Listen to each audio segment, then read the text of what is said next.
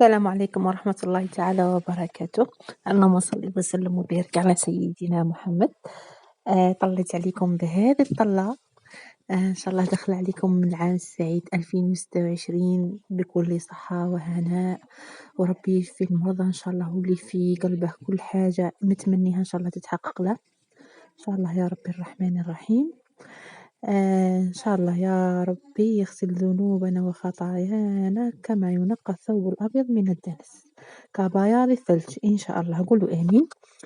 جيتكم طلة هذه يعني من زمان ما شفناش الثلج، الحمد لله سنا ربي أنعم علينا في جهة الغرب يعني ولاية معسكر ورانا شفناه الحمد لله.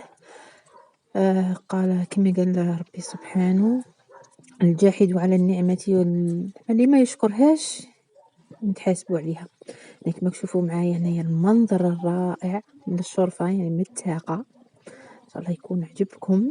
واحد النسيم هكا كيبدا الثلج يذوب والهواء النقي واجواء الريف، يعني ما شاء الله. تبارك الرحمن. تلاحظوا معايا هنايا كان لا باس به الحمد لله. ان شاء الله المزيد من الثلوج هذا العام، ربي يحفظ لنا بلادنا ان شاء الله. نتأسف على يعني كرة القدم اللي ما تأهلناش، يعني خسرنا امام نيجيريا، والله قعدت في قلوبنا حسرة. باش نقول لك ما قالك مجرد كرة ولا حسبنا الله ونعم الوكيل إذا كان فيها ايادي خارجية، هذا ما نقول بصح والله لا غلطنا. زعما ماهيش سهلة انه الحكم يجحفنا بهذيك الطريقة، والله ما سهلة، وضربة جزاء وكاع الله المستعان. معليش قدر الله ما شاء فعل. اي مهم تشوفوا معايا، شوف الله يبارك، شوفوا الغابة اللي كان عمرها ثلج ما شاء الله.